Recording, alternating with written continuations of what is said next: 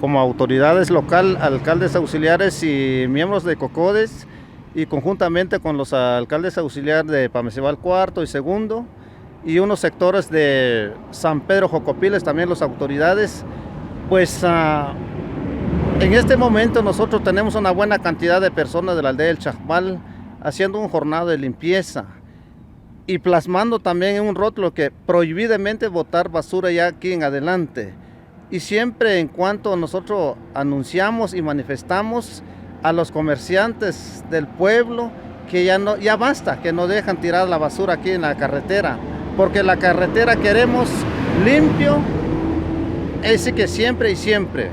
Realmente como nosotros como COCODES hemos recibido capacitaciones parte del Centro de Salud y siempre el Centro de Salud eso nos informa siempre que por favor depositar basura y la limpieza para que no haya así enfermedad, y eso es lo que estamos conservando nosotros. Una actividad que se le demuestra a la gente que colaborando entre todos se mantienen limpias las carreteras y las calles también. Y realmente ellos están entusiasmados por la participación y esperamos que esto sea un ejemplo para las demás comunidades, ¿verdad?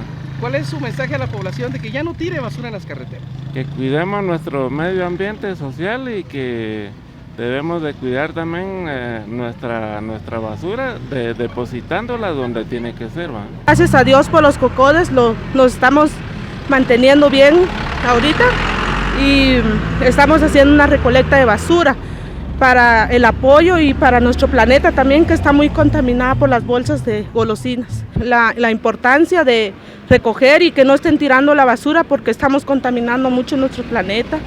Al mismo tiempo los buses, los picopes que pasan dejan tirada en la carretera mucha basura por bolsas, y ver los buses que pongan un botecito de basura para que las personas que vayan adentro del bus recolecten la basura y lo echen ahí. La gente no se pone la mano en la conciencia, vienen incluso del pueblo por no pagar camiones, se vienen aquí a las orillas a tirar. Como piensan que es monte, solo es de venir a tirar la basura, pero están contaminando los ríos y los pocos árboles que quedan.